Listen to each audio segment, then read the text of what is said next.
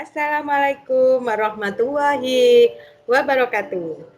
Apa kabar anak-anakku semuanya kelas 3 yang Ustazah sayangi, yang Ustazah cintai. Ketemu lagi dengan Ustazah Ita di sini dengan mata pelajaran Bahasa Indonesia tema 1 subtema 2 dengan judul Pertumbuhan dan Perkembangan Makhluk Hidup. Oke, sebelum Ustazah mulai pelajarannya, Ustazah akan mereview lagi materi minggu kemarin, yaitu tentang ciri-ciri makhluk hidup. Ada berapa ciri-ciri makhluk hidup? Ya, benar. Ada 6, yaitu pertama kita bernafas, yaitu mengeluarkan karbon dioksida dan menghirup oksigen. Yang kedua yaitu makan. Makan tujuannya untuk menghasilkan energi. Yang ketiga adalah tumbuh. Tumbuh itu kalian bertambah besar ukurannya, bertambah tinggi ukuran badannya karena adanya pertambahan sel berkembang biak. Kemudian selanjutnya adalah bergerak. Bergerak artinya berpindah tempat. Selanjutnya adalah berkembang biak. Tujuannya yaitu supaya tidak punah. Nah, harus ada perkembangbiakan. Selanjutnya yang kelima adalah menanggapi rangsang. Menanggapi rangsang seperti yang dilakukan oleh putri malu atau kalian yang terkena panas atau dingin jadi terkejut. Nah, itu yang dimaksud dengan menanggapi rangsang. Baik anak-anak, kita cukup mengulas pelajaran minggu lalu. Nah, sekarang kita lanjutkan dengan tema 1 subtema 2, yaitu pelajarannya masih tentang apa yang ada dalam ciri-ciri makhluk hidup, yaitu pertumbuhan dan perkembangan. Oke, Ustazah akan share PPT-nya ya. Nah, ini adalah tentang tema 2, yaitu tentang subtema 2, yaitu tentang pertumbuhan dan perkembangan manusia.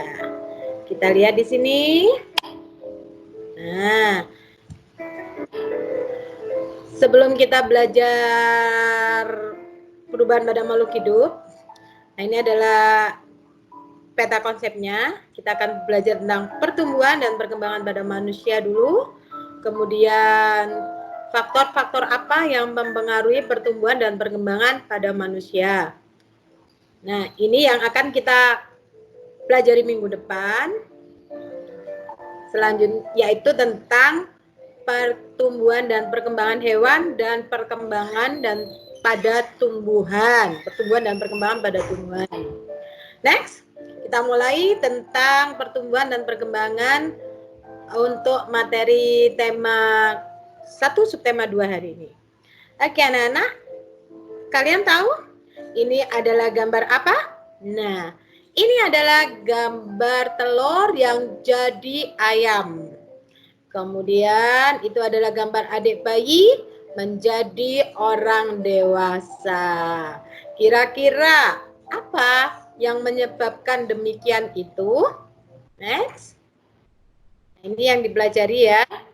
Saya lanjutkan aja. Tujuannya kita mempelajari apa itu pertumbuhan dan apa itu perkembangan.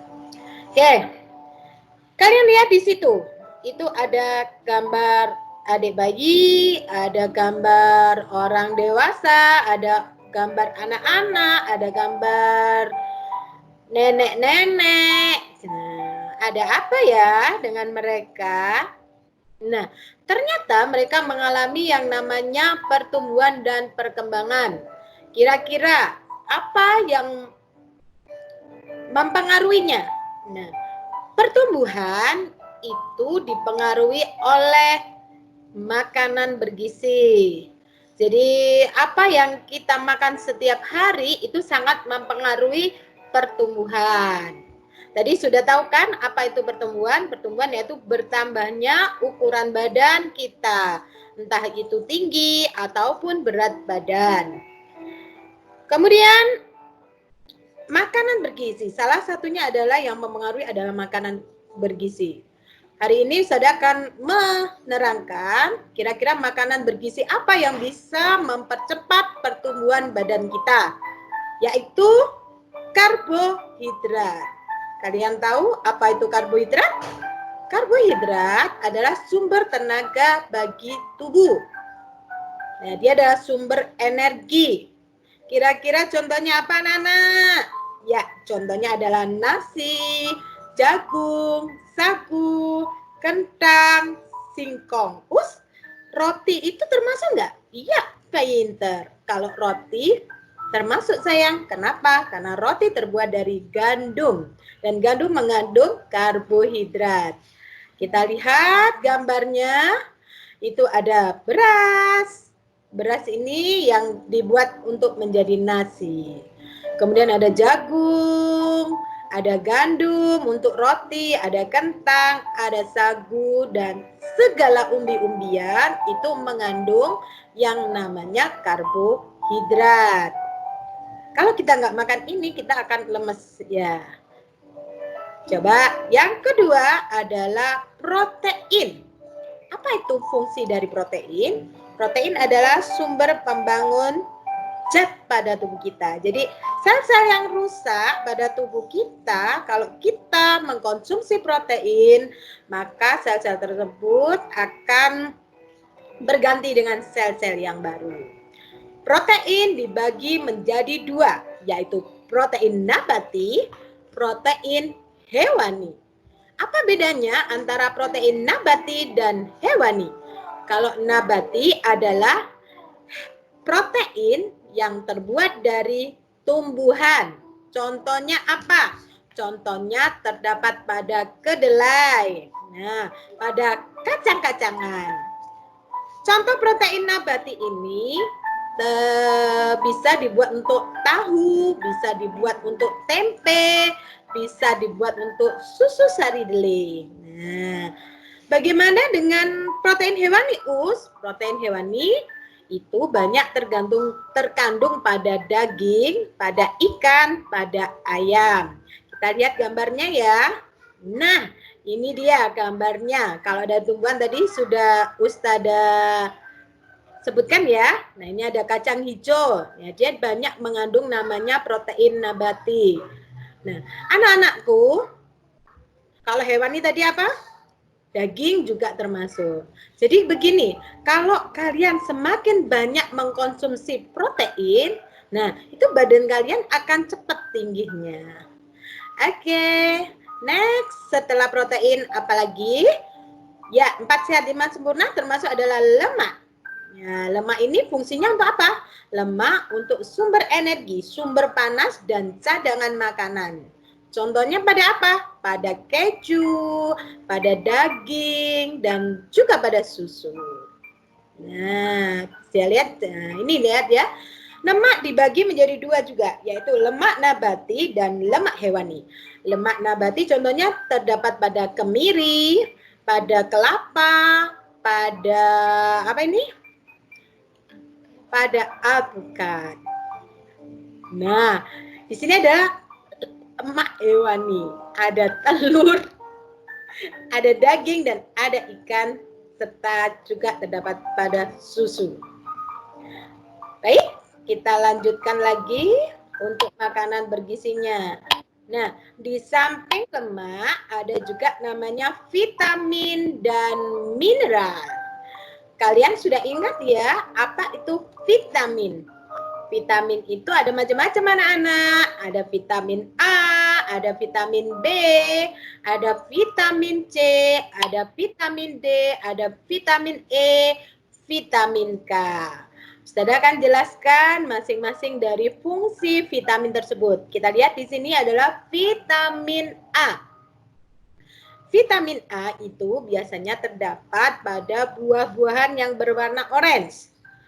Misalkan wortel. Nah, sekarang apa fungsinya vitamin A? Vitamin A di sini berfungsi untuk kesehatan mata kita. Jadi siapa yang sering mengkonsumsi vitamin A maka matanya akan sehat, tidak rabun. Nah, kalian yang berkacamata terutama ya. Nah, dilanjutkan ke vitamin B. Vitamin B ini misalnya yang paling banyak adalah golongan dari kacang-kacangan. Kacang hijau, kacang tanah, kemudian ada gandum juga, kemudian ada alpukat juga. Apa fungsinya vitamin B? Vitamin B ini juga menghasilkan sel ya, jadi untuk mencegah penyakit beri-beri. Selanjutnya adalah vitamin C. Vitamin C ini banyak terkandung pada buah-buahan. Buah-buahan yang masam terutama ya, seperti jeruk, stroberi, kemudian jambu. Yang paling banyak itu adalah jambu merah. Nah, fungsinya untuk apa vitamin C? Untuk mencegah penyakit sariawan atau gusih berdarah. Selanjutnya adalah vitamin D. Vitamin D ini adalah untuk kesehatan tulang kita. Terletak pada apa saja, Nak? Terkandung pada apa saja? Banyak pada ikan, pada susu juga, pada telur. Nah, selanjutnya adalah vitamin K. Vitamin K ini berfungsi untuk penggumpalan darah ya. Nah, ini baik. Jadi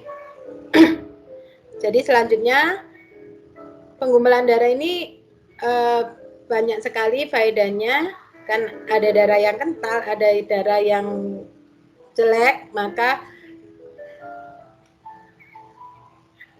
harus banyak-banyak minum vitamin K.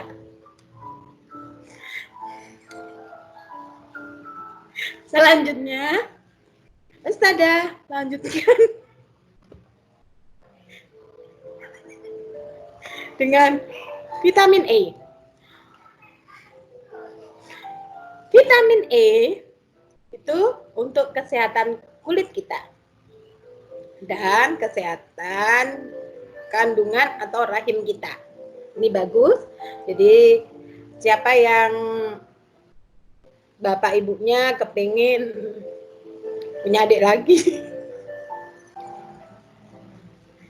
harus banyak mengkonsumsi vitamin E. Vitamin E itu terkandung pada kecambah ya, Nak ya. Kecambah atau alpukat di situ juga banyak. Ini untuk kehalusan kulit. Macamnya vitamin.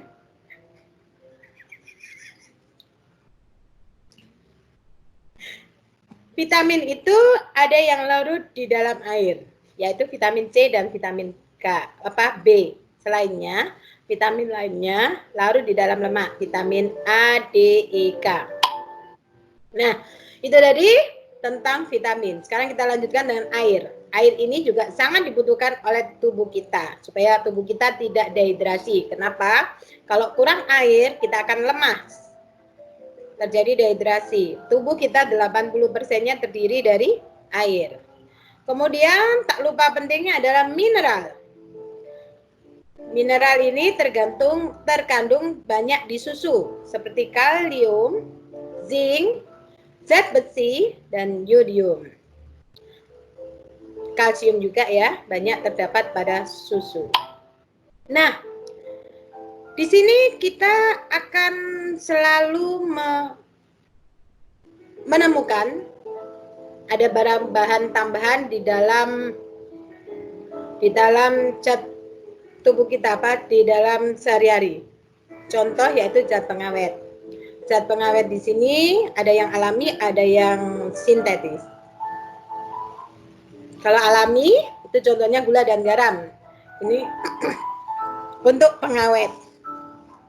Sedangkan untuk zat perwarnanya contohnya terdapat pada untuk alami ya, daun suci atau kunyit atau buah naga. Sedangkan untuk penyedap rasanya bisa yang alami santan, bawang, vanili. Nah, ini adalah zat alami, zat tambahan alami. Tapi ada juga zat tambahan yang buatan pabrik. Contohnya vetsin, esen, aspartam. Esen itu biasanya untuk bau ya, yang wangi atau apa kita pakai esen. Next. Nah, tadi apa yang mempengaruhi pertumbuhan, Nak ya?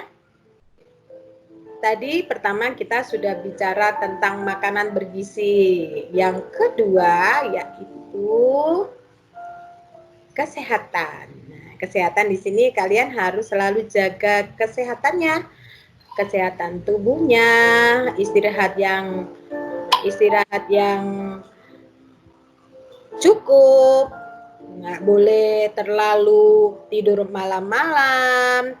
Kenapa? Anak-anak harus banyak tidur, setidaknya 8 jam dalam sehari. Karena anak-anak masih dalam masa pertumbuhan. Next. Tadi yang mempengaruhi adalah makanan, yang kedua adalah kesehatan, kemudian selanjutnya adalah gen. Gen ini sangat berpengaruh ya Nak ya dalam pertumbuhan kalian. Jadi kalau bapak ibu kalian itu tinggi, insya Allah nanti badan kamu juga ikut tinggi. Nah, ikut tinggi. Jadi, dan mohon maaf kalau anak-anak yang bapak ibunya tidak seberapa tinggi, jadi ya akan sulit untuk tinggi karena pertumbuhan ini dipengaruhi oleh gen juga. Tapi jangan khawatir anak-anak, kalau kalian banyak gerak, insya Allah akan dirangsang oleh gerak tersebut. Next, jangan lupa rekreasi juga. Selain badannya diberi nutrisi, kita juga otaknya butuh yang namanya rekreasi. Rekreasi itu macam-macam, bisa lihat TV, atau pergi ke suatu tempat, atau bagaimana ke mall juga bisa. Olahraga secara teratur. Tadi yang mempengaruhi sudah saya sebutkan. Semakin banyak bergerak kalian, maka otot kalian akan terangsang sehingga pertumbuhan kalian akan juga semakin cepat. Nah, tadi kita sudah bicara tentang pertumbuhan. Sekarang kita lanjutkan tentang perkembangan. Apa itu bedanya dengan pertumbuhan? Perkembangan berarti perubahan individu baik secara struktur atau fungsi. Melalui proses belajar sepanjang hayat atau hingga meninggal dunia.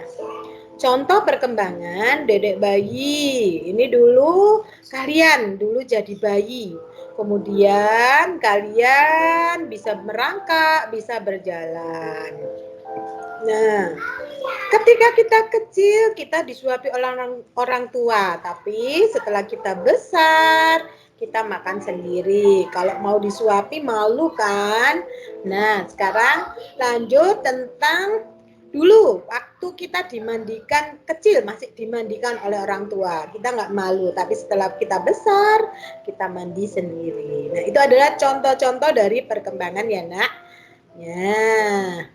Dari sini kalian bisa membedakan kan Nak, apa itu pertumbuhan, apa itu perkembangan. Kalau pertumbuhan tadi bertambahnya ukuran sel, tambah tinggi, tambah gemuk, itu namanya pertumbuhan. Sedangkan kalau pertumbuhan dipengaruhi keturunan, gen, kemudian makan makanan sehat, dan gerak tubuh kalian. Semakin kalian banyak bergerak, insya Allah tumbuhnya kalian akan semakin cepat.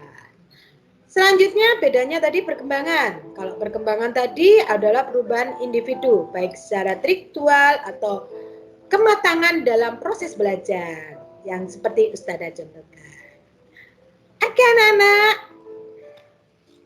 ini yang bisa Ustazah sampaikan untuk pelajaran hari ini. Oke anak-anak, kalian tadi sudah menyaksikan tentang penjelasan pertumbuhan dan perkembangan. Sudah tahu kan? Ya.